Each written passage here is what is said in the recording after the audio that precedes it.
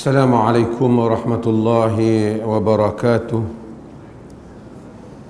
Alhamdulillah, nahmaduhu wa nasta'inuhu wa nastaghfiruh wa na'udzu billahi min shururi anfusina wa min sayyiati a'malina. Man yahdihillahu fala mudilla lahu wa man yudlil fala hadiya lahu. أشهد أن لا إله إلا الله وحده لا شريك له وأشهد أن محمدا عبده ورسوله أما بعد. Hadirin dan hadirat yang dirahmati Allah, hadis yang berikutnya masih lagi di dalam bab gesaan al-hathul al-khusyu', gesaan untuk khusyuk di dalam salat.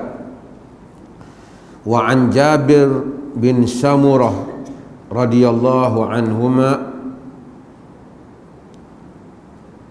qala Rasulullah sallallahu alaihi wasallam la yantahiyanna aqwamun yarfa'una absarahum ila as-sama'i fi as-salati aw la tarji'u ilaihim, rawahu Muslim. وله عن عائشة رضي الله عنها قالت سمعت رسول الله صلى الله عليه وسلم يقول لا صلاة بحضرة الطعام ولا وهو يدافعه الأخبثان. Ini hadis yang kedua ni telah pun kita bahaskan dalam bab-bab yang lepas, tetapi hadis Jabir bin Samurah belum kita bahaskan. Jabir bin Samurah bin Junadah bin Jundab As-Suwa'i merupakan sahabat Nabi sallallahu alaihi wasallam. Jabir merupakan sahabat dan bapaknya Samurah bin Junadah bin Jundab juga merupakan sahabat Nabi sallallahu alaihi wasallam. Dia dan bapaknya kedua-duanya merupakan sahabat Nabi sallallahu alaihi wasallam. Dan Jabir ini terkenal dengan begitu ingin sentiasa bersama dengan Nabi sallallahu alaihi wasallam, sehingga dalam hadis yang diriwayatkan oleh Imam Muslim, diriwayatkan juga oleh Abu Daud, Jabir menyatakan salaitu ma'an Nabi sallallahu alaihi wasallam alfai salatin, aku salat bersama salaitu ma'an Nabi sallallahu alaihi wasallam aktsaru min alfi salatin, aku salat bersama dengan Nabi sallallahu alaihi wasallam lebih dari 2000 salat, lebih dari 2000 salat. Maksudnya dia kata lebih daripada 2000 kali salat di belakang Nabi. Sentiasa berusaha dia untuk bersama dengan Nabi sallallahu alaihi wasallam. Kita kalau boleh salat sekali belakang Nabi pun besar, ni lebih pada 2000 kali salat. Jabir bin Samurah. Tapi kalau kita lihat kehidupan para sahabat radhiyallahu anhum ajma'in, termasuk Jabir dan selainnya, selepas Nabi sallallahu alaihi wasallam tak ada, kerja mereka menyebarkan hadis-hadis Nabi sallallahu alaihi wasallam. Mereka tak pi jual baju hak depa semayang dengan Nabi ke,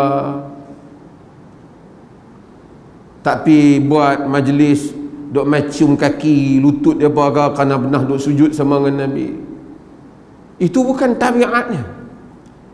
Sehingga datang manusia yang kemudian yang mengambil kesempatan yang mereka tu tak pun sahabat Nabi, kemudian buat majlis-majlis yang menggunakan nama Nabi. Salam dengan tangan dia, kononnya salam dengan tangan guru dia sampai kepada Nabi. Membuat benda-benda yang para sahabat radhiyallahu anhum ajma'in kalau nak buat, mereka patut buat.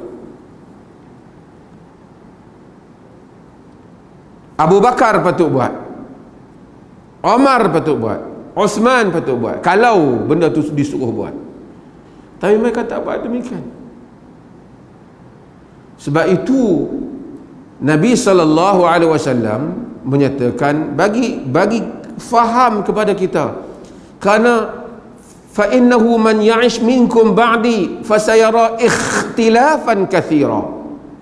Kerana sesiapa yang hidup selepas di kalangan kamu selepas aku akan melihat perbalahan, perselisihan yang banyak.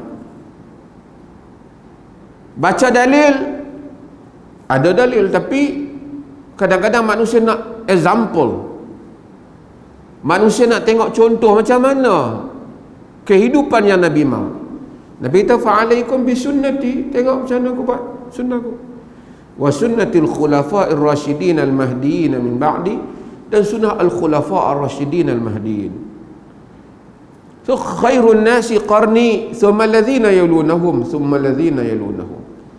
Sebaik-baik manusia pada zamanku, bukan setiap orang pada zaman Nabi itu baik, tak, tetapi secara umumnya. Ada juga pada zaman salaf yang sesat, Jaham bin Safwan yang ajaran sesat, ada pada zaman itu. Tapi mereka yang menghayati Islam pada zaman itu lebih faham kepada tabiat Islam, lebih faham kepada tabiat ajaran Nabi, lebih daripada orang yang kemudian. Mereka adalah manusia yang hidup untuk menunjuk contoh macam mana Nabi hidup sallallahu alaihi wasallam. Nabi itu la syak, memang orang ambil berkat kat dia, la syak, dia ambil wudu, orang mari ambil wudu dia, la hatu la syak, tanpa syak. Nabi dilantik oleh Allah. Sahabat yang kemudian tentu ada keberkatan mereka, tapi mereka tak buat. Mereka tak mengambil kesempatan menjual hal-hal ini untuk kepentingan dunia mereka. Kata Jabir bin Samurah, katanya qala Rasulullah sallallahu alaihi wasallam, sabda Rasulullah sallallahu alaihi wasallam, Rasulullah bersabda, la yantahiyanna aqwamun yarfa'una absarahum ila as-sama'i fi salati aw la tarji'u ilaihim. La yantahiyanna, benar-benarlah hendaklah benar-benar berhenti. Tu dia lam, nun belakang tu semua ni ditaukid, benar-benar mesti berhenti. Aqwamun, kaum-kaum, ada riwayat kaum saja, ada riwayat aqwamun yarfa'una absaruhum ila as-sama'i fi salatihim. Mereka kaum-kaum puak-puak yang mengangkat pandangan mereka ke langit ketika mereka salat.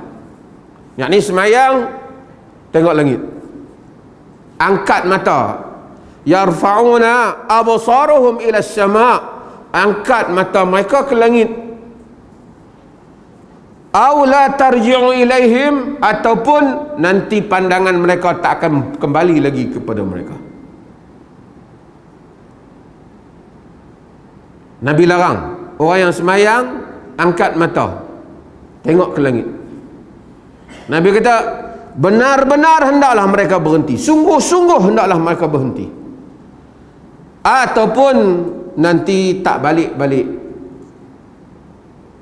pandangan mereka. Sebagai la yakhtifanallahu absarahum, ataupun Allah sambar pandangan mereka. Kita baca hadis Aisyah radhiyallahu anha sebelum ini. Aisyah kata sa'altu Nabi sallallahu alaihi wasallam 'anil iltifati fi shalah. Aku bertanya Nabi tentang apa? Duk pandang apa kanan kiri dalam salat.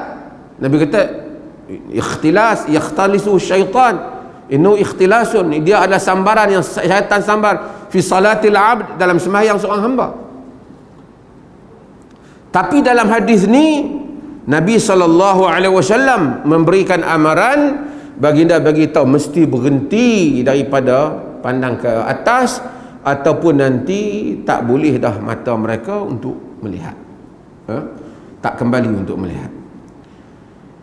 Hadis ni para ulama berbahas panjang tentang nak menentukan, ataupun mereka hampir sepakat, kesemua ulama sepakat bahawasanya dilarang seseorang untuk ketika solat pandang ke langit. Jangan duduk ingat pandang ke langit lah. Kita semayang di tempat lapang, baru dapat tengok langit, khusyuk sikit, dilarang. Kadang-kadang yang berlaku ialah ketika orang rukuk, ketika rukuk, dia bangun daripada sami Allahu liman hamidah, mata dia angkat ke langit. Dilarang perbuatan ini. Semua ulama sepakat bahawasanya ia dilarang. Cumanya mereka berkhilaf, adakah ia haram ataupun ia makruh. Al-Imam An-Nawawi rahimahullah menyatakan bahawasanya ajma'al ulama ala tahrimihi, ulama sepakat mengharamkannya. Tapi kalau kita lihat, ada juga ulama dalam mazhab Hanbali khususnya tidak mengharamkannya. Ijma' tu maksud ijma' An-Nawawi rahimahullah, imam yang agung, kadang-kala digunakan perkataan ijma', dia merujuk kepada mazhab, dia tidak merujuk kepada ijma' dalam maksud kata ijma' yang dipahami. Kalau ijma' tu tak ada orang ulama khilaf. Kadang-kadang ada istilah macam ini, bagi yang belajar fiqh mereka kena tahu, ulama-ulama seperti An-Nawawi rahimahullah ataupun Ibn Qudamah Al-Maqdisi dalam Al-Mughni, mereka ni kadang-kadang guna ijma', tapi bila kita cek tidak ijma'. Mungkin kita tak tanya mereka, sedangkan mereka of course mereka tahu apa maksud ijma'. Mungkin mereka maksud ijma', mungkin itu capaian yang ada bahan pada mereka, ataupun mungkin mereka maksudkan ijma' di kalangan ulama-ulama yang mereka ambil kira di dalam masalah itu. Tapi kalau ijma' maksudnya sepakat, tidak ada orang yang terkecuali. Cumanya dalam kes ni memang kebanyakan ulama mengharamkan mengangkat mata ketika salat, tetapi ada di kalangan para ulama seperti dalam mazhab Hanbali menyatakan bahawasanya ia adalah makruh. Kenapa mereka kata haram? Kerana Nabi bagi amaran, mata tak akan dapat tengok kembali. Itu mereka kata haram. Di kalangan para ulama di dalam mazhab Zahiri umpamanya Ibn Hazmin Al-Andalusi, mereka menyatakan siapa yang solat tengok ke atas batal solat. Lagi dasar, lagi straight lah. Kita tahu mazhab Zahiri literal, yang dia memang tafsirkan straightforward macam tu ya, dia tak tafsir, dan itu banyak berlaku lah mazhab Ibn Hazmin Al-Andalusi dalam Al-Muhalla. Tapi jangan kita fikir Ibn Hazmin ni tak cerdik. Ibn Hazmin antara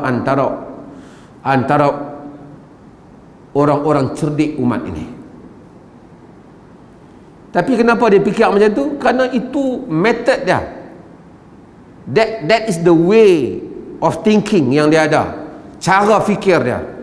Dia ambil nas pertama, dia kira literal dulu nas. Macam mana nas sebut, dia pergi ke situ, dia tak mau pergi banyak lapis. So Ibn Hazmin Al-Zahir dalam Zahiri, siapa tengok ke atas batal. Tapi majoriti para ulama mereka menyatakan tak batal. Yang ada hadis ni semua tahu. Sebab tu kita nak kena faham, apabila kita kata ulama berbeza pendapat, bukan kerana hadis tu mereka tak ada, mereka ada hadis tu. Mereka berbeza tu di dalam menafsirkan maksud hadis.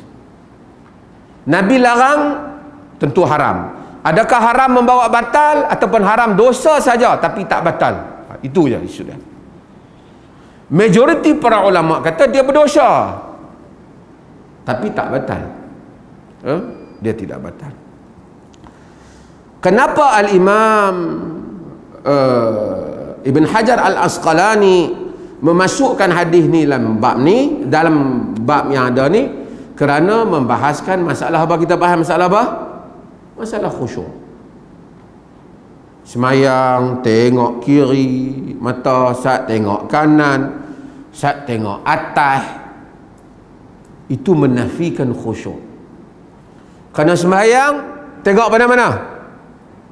Tempat sujud. Salat tengok di tempat sujud. Majoriti para ulama menyatakan solat tengok di tempat sujud. Kecuali dalam mazhab Malik, dia kata tengok ke arah kiblat.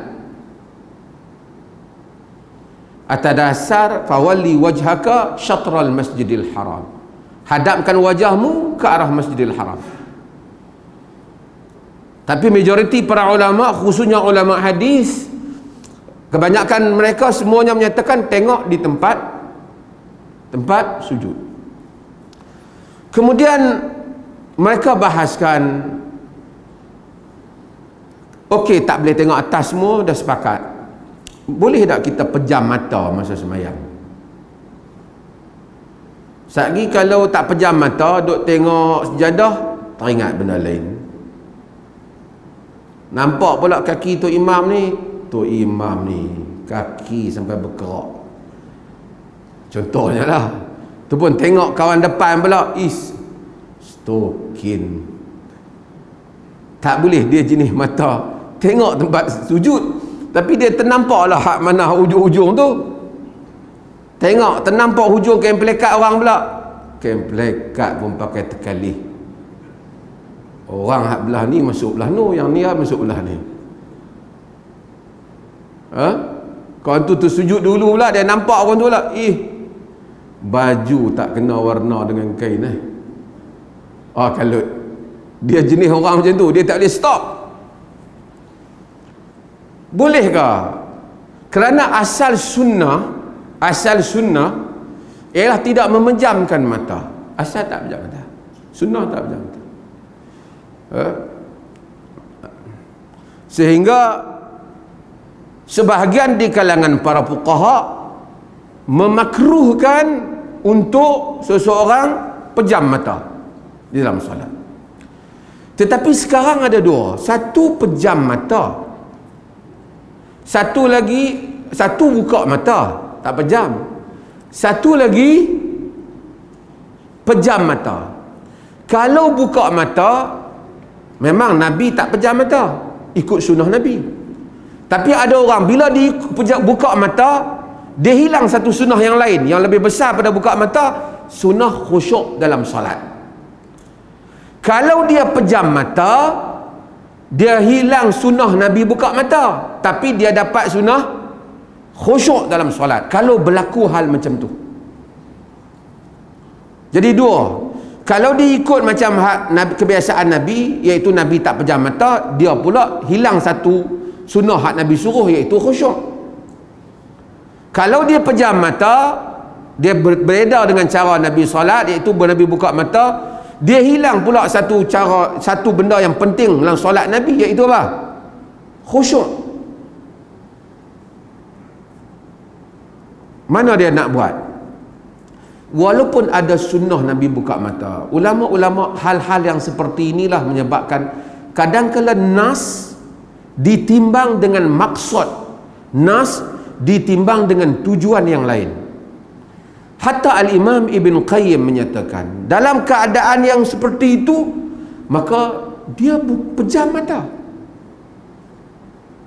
Bahkan kata Ibn Qayyim, dia berpendapat, wal qawlu bistihbabihi fi hadhihi al-hal aqrabu ila usuli syar'i wa maqasidihi minal qawli bil karahah. Dan pendapat yang menyatakan disunatkan, digalakkan pejam mata dalam keadaan macam tu, nak bagi khusyuk tu, lebih dekat kepada usul syarak dan tujuannya dibandingkan pendapat yang menyatakan makruh.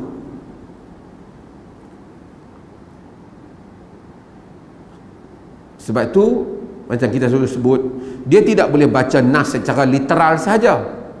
Dia kena melihat nas merangkumi. Mungkin nas cakap biar ni betul, kalau satu orang tu buka mata pun dia khusyuk,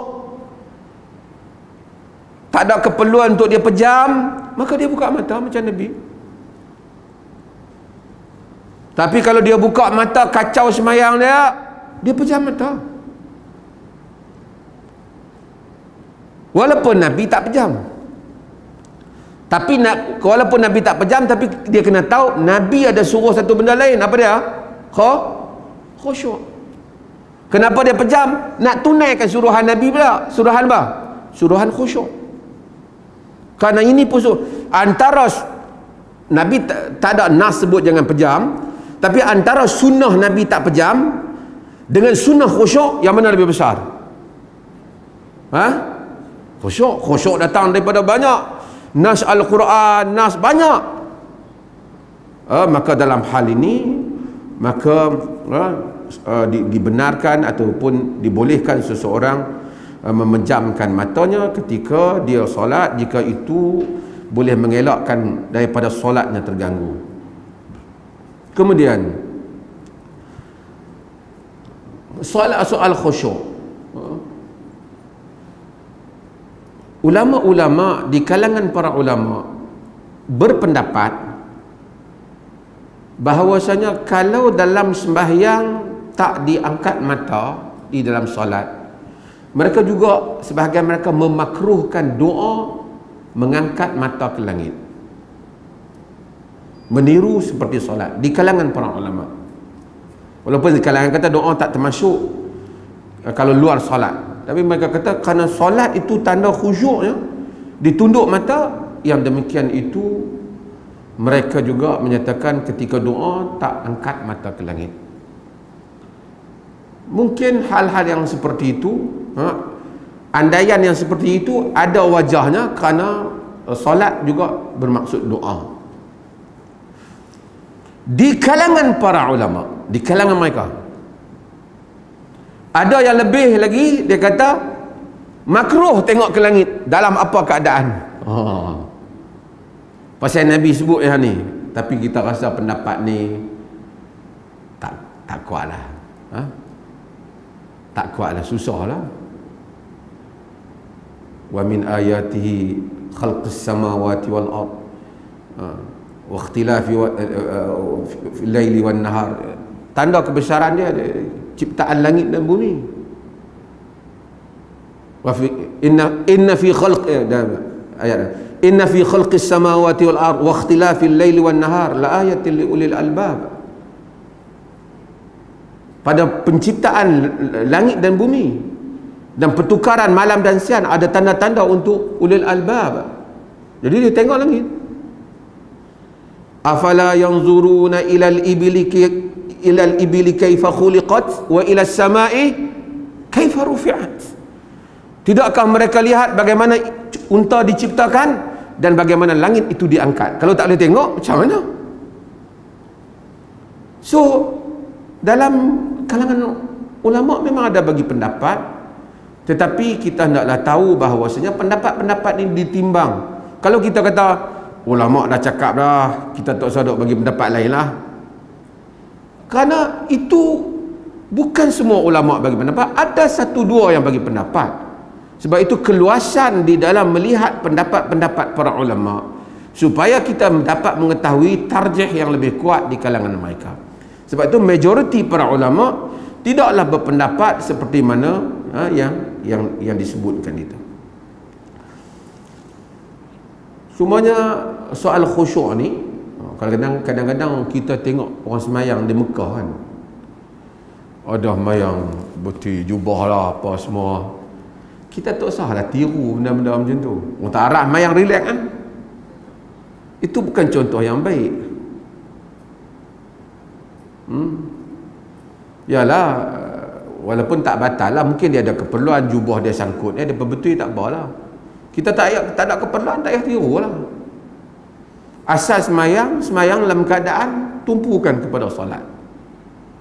Kalau ada yang buat, kita tengok bukan semua orang Arab tu dia buat tu ikut betul. Kita pergi tengok Masjidil Haram, Arab pada buat. Arab bukan hujah dalam agama. Yang beramal dengan dalil adalah hujah. Sa'id bin Musayyib rahimahullah, bila dia tengok satu orang lah semayang duk main janggut, duk main baju lah semayang, kata Sa'id bin Musayyib, law khasha'a qalbu hadha la khasha'at jawarihuhu. Lau khasha'a qalbu hadha, jika khusyuknya hati dia ni, jantung hati dia ni, nescaya khusyuk juga anggotanya.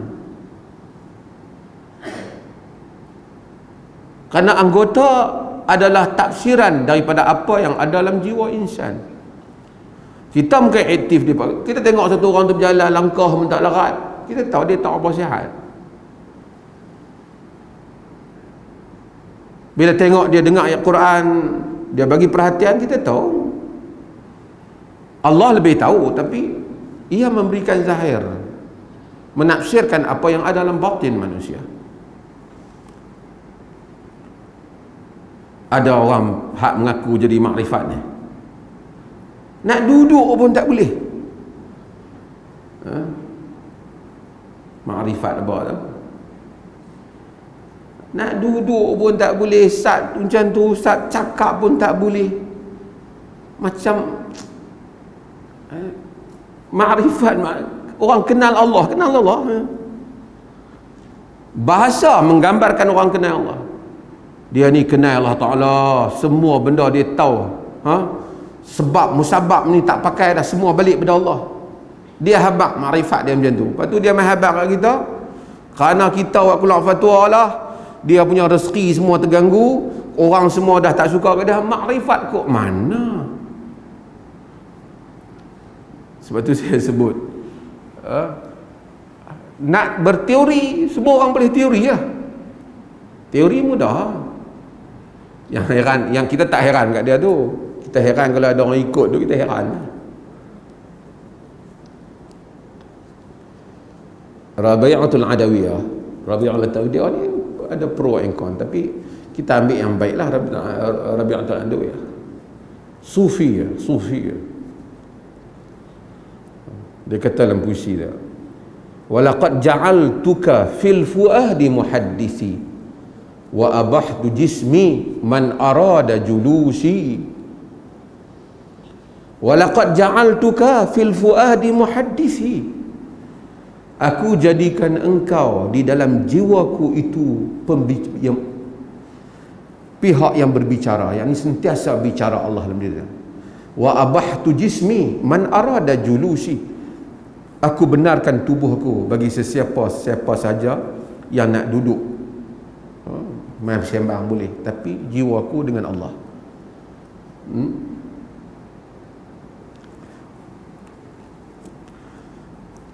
Dengan ini, dalam hadis yang lain Nabi SAW menyebut, la yazalullahu muqbilan 'ala al-'abd fi salatihi ma lam yaltafit fa idza sarafa wajhu insarafa anhu.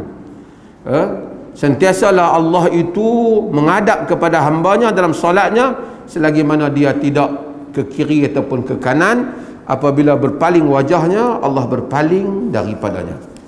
Ini adalah hadis yang penting di dalam masalah ini, dan mudah-mudahan kita mengambil manfaat. Cuma timbul satu perbincangan kalangan ulama. Nabi kata mata dia tak akan kembali balik. Ada orang semayang duk tengok ke atas sampai sekarang tak buta-buta. Macam mana Nabi kata mata dia tak balik-balik ke dia nanti? Adakah hadis ni bagi tahu kita sesuatu yang tak berlaku? Wallahu ta'ala alam. Kerana pertama, hadis sahih, dia adalah amaran Nabi SAW. Nabi bagi tahu kemungkinan hal itu berlaku. Kemungkinan juga Nabi maksudkan ialah dengan mata absaruhum ni, mata mereka ni ialah maksud mata nurani mereka. Kerana dalam Quran Allah kata fa innaha la ta'mal qulub walakin ta'mal fa innaha la ta'mal absar walakin ta'mal qulub allati fi sudur. Fa innaha la ta'mal absar, kerana sesungguhnya ia bukan buta mata, walakin ta'mal qulub allati fi sudur, tetapi dia adalah buta jantung hati yang berada di dada. Allah kata mata tak buta, tapi jantung hati buta. Dia tengok, tapi dia tidak boleh memahami. Ramai orang tengok tak boleh memahami. Ada orang tengok satu kejadian, dia faham kejadian tu. Ada orang Ada orang tak tengok kejadian, mendengar cerita, dia faham. Ada insaf daripada Allah. Ada orang tengok berulang kali, tak ada apa. Ada orang Allah bagi dia satu ujian, kemudian dia minta, Allah keluarkan dia. Kemudian dia patah balik, Allah bagi lagi. Kemudian Allah keluarkan dia. Kemudian berulang kali, tak memberi kesan kepada dia. Ada orang tengok kejadian pada orang lain, memberi kesan kepada dia. Kita sendiri minta perlindungan dengan Allah Ta'ala. Kadang-kadang Allah berikan pengalaman demi pengalaman. Hidup kita lalui pengalaman. Allah kata, walahum a'yunun la yubsiruna biha. Mereka ada mata tapi tak boleh tengok dengannya.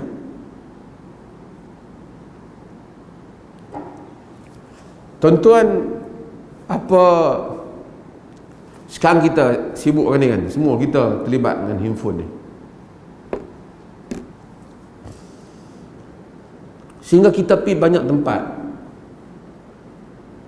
kita tengok, kita dah tak mampu berfikir. Kita bawa anak-anak kita pun kadang-kadang sama juga penyakit dah. Sampai merata duduk dalam kereta pergi melancong, dia tak tengok, dia duduk tengok handphone dia. Kita kata ada pemandangan cantik, dia pun dia snap gambar cantik. Dia sendiri tak tengok, dia tengok gambar di handphone tu je. Sebab apa? Sangat dia nak bubuh dalam medsos dia. Dia nak bubuh dalam media sosial dia. Kemudian orang pakai puji, cantik-cantik, dia sendiri bukan tengok pun, bukan hayati pun. Hilang rasa. Bila kita pergi satu tempat, kita tak dapat lagi merasai tempat tu, nikmat tempat tu. Dan itu kita rasai hari demi hari. Allah tarik nikmat, bila dia berikan satu, dia tarik sehingga kita hilang. Jadi semua dunia kita duduk di sini. Macam tak ramai lagi orang yang indah bahasa-bahasanya, tidak puitis lagi. Tidak ramai lagi orang yang dapat melihat alam ini dan memerhati dan membuat kesimpulan apa yang ia lihat daripada alam. Semua suka tengok gambar di media sosial saja. Ini satu keadaan yang bertambah hari, bertambah terhakisnya zauq insani, bertambah terhakisnya nikmat rasa keinsanan dalam diri manusia.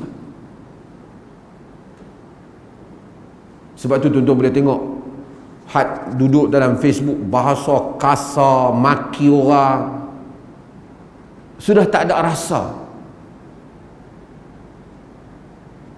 Dan itu akan menjelma dia di luar daripada ni.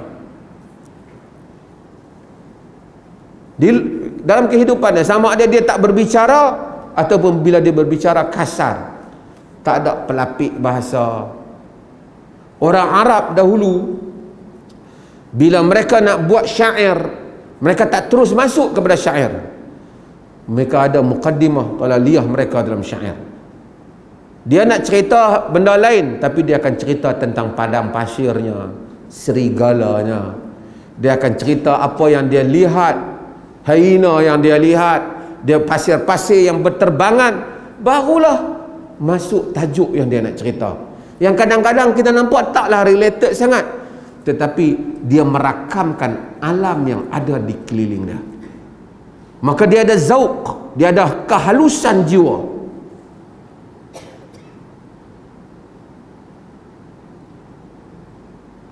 Sebab itu ini adalah satu perkara yang Allah menyuruh, afala yanzuru, tidakkah mereka lihat? Baca ayat Quran banyak, suruh kita lihat.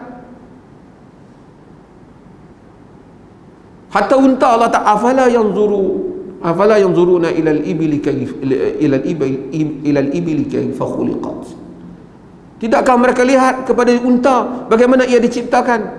Berapa Allah nak suruh lihat pada unta? Tiap hari depa naik unta. Tapi kadang-kadang apabila kita naik, kita tak sempat nak tengok. Sama juga rumah kita. Kita pergi kadang-kadang kita tak perasan rumah kita. Kalau pergi rumah orang kita nampak. Padahal balik rumah aku pun ada juga rupanya.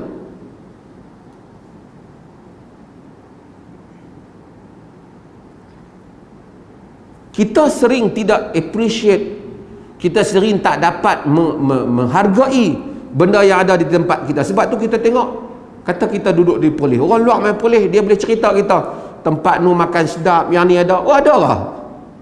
Kita duduk Perlis tak ada. Sebab kita tak bagi perhatian.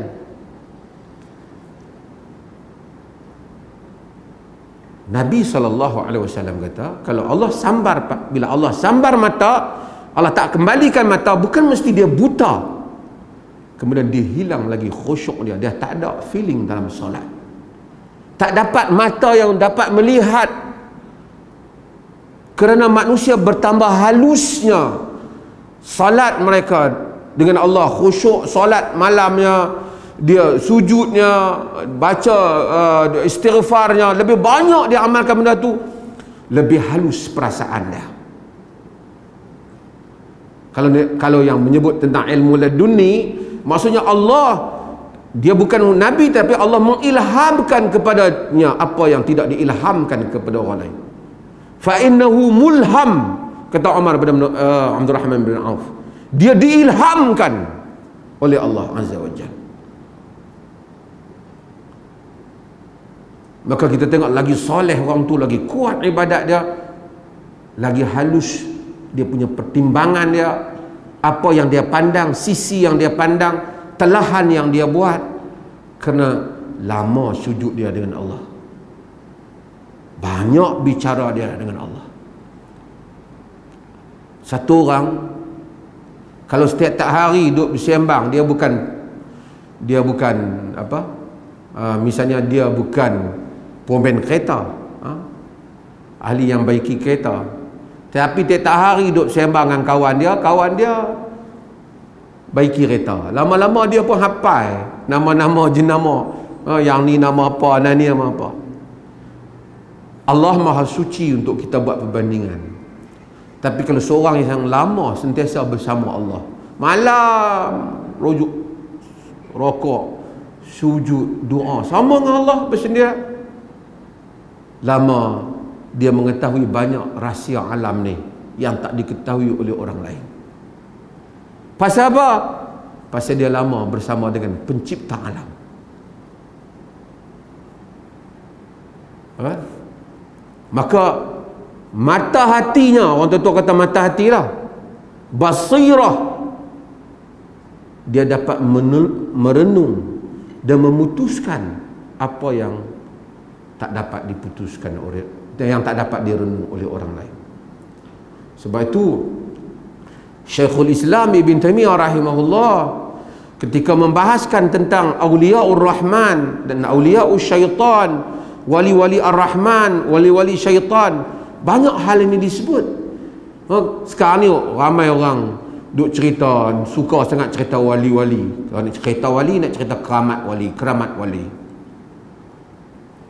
Karamah yang besar yang para ulama sebut ialah karamah apabila seseorang itu istiqamah dengan agama.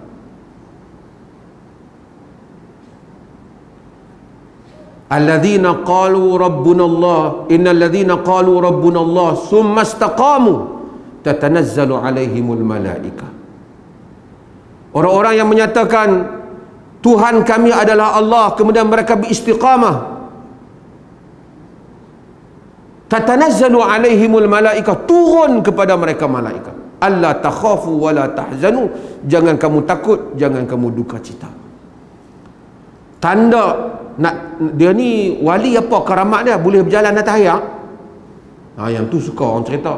Dia masuk kedai, siapa tak perasan ambil barang macam tu ya. Tak ada lah wali macam tu. Dulu ada orang suka cerita macam tu, saya kecil-kecil. Masuk kedai Cina tak perasan barang dia boleh ambil. Budak-budak kan dia. Wali apa macam tu. Atau wali karamah yang besar, ialah seorang tu apabila istiqamah di atas jalan kebenaran sehingga akhir hayatnya. Kerana yang tu bukan semua orang boleh buat. Ni orang tua-tua kita tengok daripada muda, cikgu ni, Pak Haji ni, lebay ni duduk main masjid, sampai sekarang main masjid, sampai ke mati duduk main masjid. Yang tu karamah, keramat orang dah. Bukan semua orang boleh buat. Allah bimbing dia boleh buat. Daripada muda sampai tua ataupun sentiasa bangun sembahyang malam. Bukan semua orang boleh buat. Karamah. Tapi kalau sekadar nak berjali, buat benda pelik, orang jadi heran terkejut, tu ramai orang boleh buat pelik. Tapi untuk istiqamah, fastaqim kama umirt, beristiqamahlah kamu seperti mana yang diperintahkan. Dalam riwayat Ibn Abbas, walaupun ada perbincangan riwayat ni, Nabi sebut sayyabatni hudun, telah mengubankan kepalaku Hud wa akhawatuha, dan saudara-saudara yang lain, surah Hud, kerana antaranya kata Ibn Abbas, kerana fastaqim kama umir, beristiqamahlah macam mana kamu diperintahkan. Oh, yang ni susah. Setahun, 2 tahun main masjid, semayang, boleh, lama-lama hilang. Masa awal-awal semangat, boleh. Tapi kalau kita tengok orang tu, apa pun berlaku, dia mempertahankan agama sehingga ke akhir hayatnya. Oh, karamah. Yang ni orang tak boleh buat. Hak lain tu ramai orang boleh buat. Manusia macam kita saya sebut, bukan mudah. Orang nak main sembahyang subuh, mudah-mudahan kita semua subuh jemaah. Ada orang dia main 2 hari pertama, dia kata berjaya aku 3 hari boleh main, lepas tu setahun hilang. Bukan mudah. Sebab itu kita tak payah, bukan kalau Allah ada bagi kurniaan yang luar biasa pada orang, tak dinafikan, bukan kata tak ada karamah lain. Tapi bila kita tengok satu kawan kita ni, setahu kita daripada muda sampai tua, baik orang dia, akhlak baik, solat jaga, kebajikan baik, wali dah, wali dah. Tu karamah dah. Kerana itu tak mudah untuk dilakukan. Allah. Masuk waktu lah.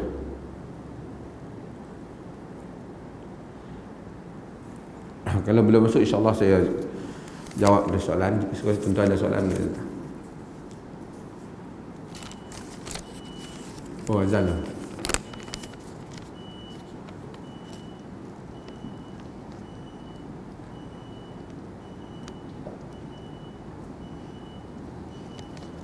Allahu Akbar, Allahu Akbar, Allahu Akbar,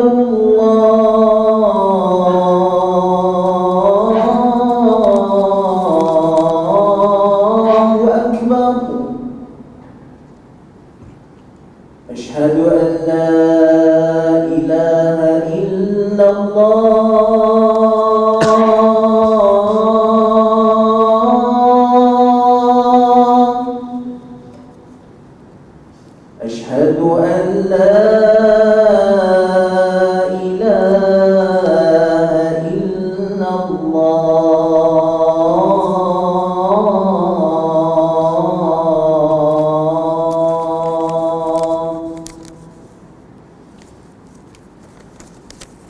أشهد أن محمدا رسول الله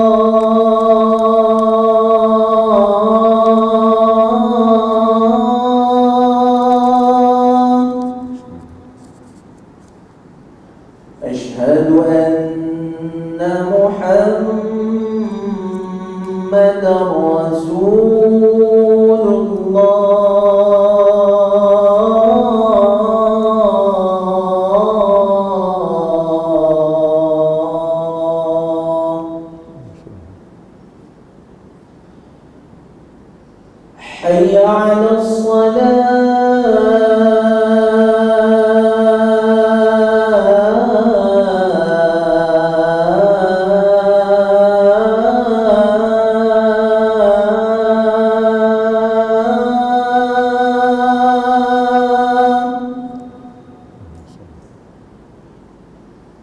حي على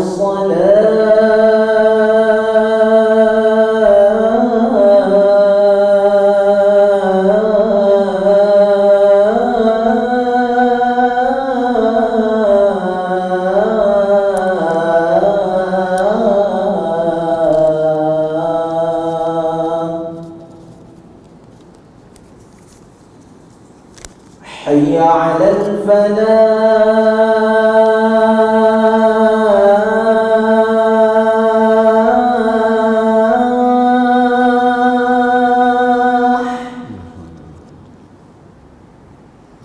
حي على الفلاح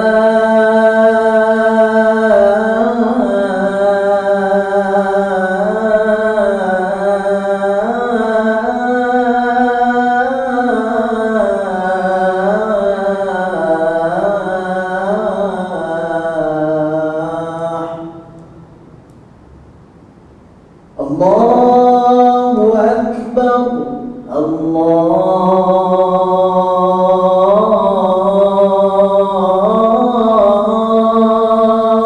أكبر لا إله إلا الله.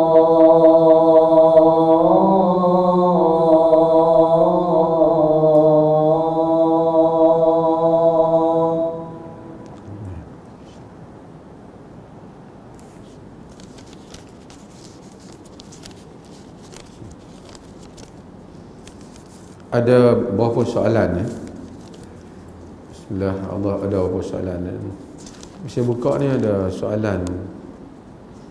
Saya tak tengok soalan ni. Yang ni minggu lepas punya kot saya ingat ni. Saya tak jawab. Soalan datuk saya tak selesa dengan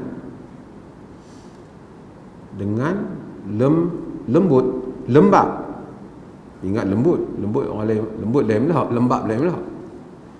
Saya tak selesa dengan lembab. Lepas ambil wuduk, saya pun kesat air wuduk belum solat. Adakah terjejas wuduk saya? Maksudnya apa ni? Maksud lepas mayat ambil wuduk, lap lah. Para ulama membincangkan tentang apa hukum tanshif ataupun tajfif. Tanshif disebut, maksud iaitu dia keringkan wuduk dia selepas dia berwuduk. Majoriti para ulama menyatakan tidak menjadi sebarang masalah dalam hal ini, tidak dilarang. Terutama apabila negeri yang sejuk ataupun orang yang tak tahan lembab, macam kawan hak tulis ini umpamanya. Di sana ada hadis Maimunah, di mana Maimunah kata selepas Nabi SAW berwudu, ataituhu bil mandil faraddahu, aku bagi kepada Nabi mandil, yakni kain untuk Nabi lap, tetapi Nabi SAW tak ambil kain tu. Kain tu, mandil ni macam tola ataupun kain lah. Hadis ni menyebabkan di kalangan para ulama, ada di kalangan mereka yang melihat tentang makruh, seperti Sa'id bin Musayyib yang kita sebut tadi, Ibnu Abi Layla umpamanya. Mereka ni berpendapat makruh kalau sekiranya berwudu kita sapu air wudu, macam tak sesuai, tak santun, sedangkan ayat tu adalah satu ayat yang mulia dan macam-macam lagi pendapat mereka. Tetapi majoriti para ulama daripada semua, terutama daripada mazhab yang empat, mereka menyatakan bahawa tidak ada masalah dalam hal tu. Adapun hadis Maimunah tadi tidak menunjukkan Nabi benda tu, Nabi tak suka perbuatan itu ataupun menyanggahi. Kerana boleh jadi Nabi tak mau sapu tu kerana Nabi tak mau, ataupun mungkin kerana Nabi tak mau kepada tola tu. Mungkin kerana kadang-kadang orang tu tak nak, mungkin tak semesti kerana dia tak mau keringkan, mungkin kerana kain yang diberikan tu dia tak nak, mungkin masa tu dia tak nak. dan tidak ada larangan apa-apa daripada Nabi dalam hal ini, dan ini bukan ibadat, dia bukan wudu. Satu orang rasa basah, dia nak lap, dia bukan wudu, ia kehidupan. Maka asalnya boleh dalam hal ini, tidak menjadi masalah.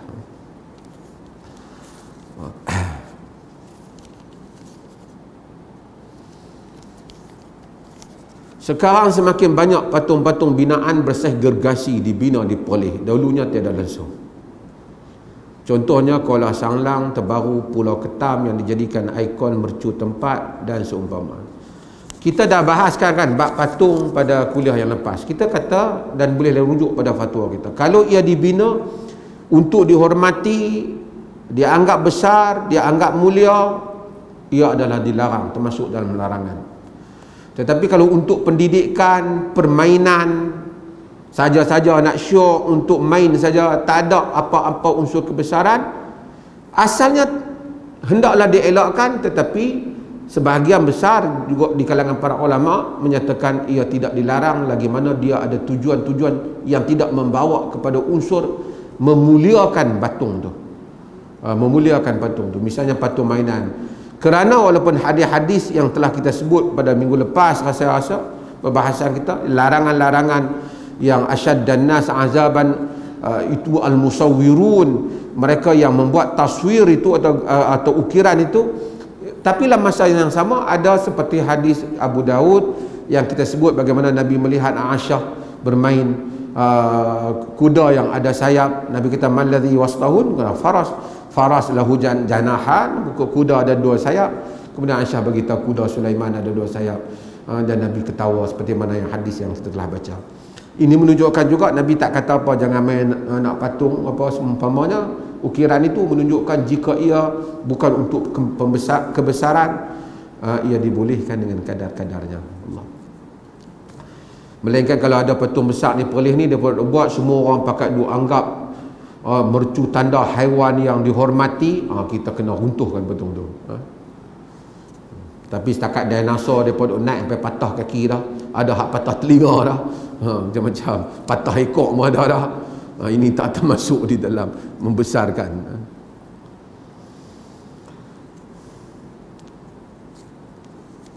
Bolehkah kita menggantikan surah lain daripada surah Sajadah pada pagi Jumaat yang ada ayat yang untuk sujud?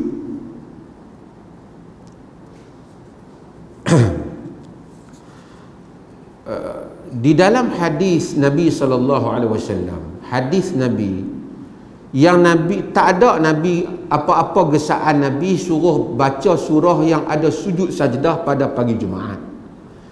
Cuma yang ada dalam hadis yang sahih ialah hadis Abu Hurairah. Abu Hurairah katakan Nabi SAW yaqra'u fi fajri yaumil Jum'ah, Nabi baca pada fajar hari Jumaat Alif Lam Tanzil, surah Sajdah lah yang kita dok baca tu, dan Nabi baca Hal ata 'alal insan, yang seperti mana tu imam baca, dan kita telah keluarkan fatwa galakkan. Maka para ulama menyatakan pagi subuh hari Jumaat macam besok ni memang disunatkan baca Alif Lam Sajdah tu, surah Sajdah tu, iaitu Alif Lam Tanzil, dan kemudian dibaca Hal ata 'alal insan, surah Al-Insan. Ini adalah sunnah. Kalau satu orang tak baca yang tu, dia pergi baca surah lain yang ada sujud juga, adakah digalakkan? Tidak digalakkan dengan maksud kita kena cari ayat untuk sujud juga pagi Jumaat. Tak ada maksud yang seperti itu. As-Suyuti rahimahullah, dia ada menukilkan pendapat ulama kalau tak baca surah Sajdah tu cari surah lain yang ada sujud. Tapi pendapat itu tidak disetujui oleh majoriti para ulama. Bahkan Al-Imam Nawawi dalam At-Tibyan menyatakan minal bid'ah, termasuk di kalangan bid'ah. Dengar pokok-pokok tu marah. Ni Imam Nawawi kata, mazhab Syafi'i dan At-Tibyan. Maksudnya minal bid'ah tu duk cari nak bagi surah hak sujud juga pagi tu. Kalau dia baca surah yang kebetulan memang ada sujud, tak ada masalah lah. Dia bukan nak cari-cari yang tu. Tapi dia memang tetapi membaca surah Sajdah Dan hal al-insan itu memang menjadi sunnah Nabi. Baca surah sajdah yang kita baca itu bukan kerana Nabi nak suruh kita sujud pada sesi tafsiran para ulama. Bukan, isunya bukan sujud. Memang bila ada ayat dalam sajdah itu ada tempat untuk kita sujud. Tapi kata mereka hikmahnya kerana dalam dua surah itu, iaitu surah sajdah itu dan itu Alif Lam Tanzil dan Hal Ata 'alal Insan, keduanya menceritakan tentang kiamat, kejadian insan alam, insan kiamat yang sesuai dengan tabiat hari Jumaat. Itu yang asal yang disebut oleh mereka di dalam hadis. Apa sebabnya turun hadis daripada Jabir yang telah dibincangkan larangan memandang ke langit ketika solat?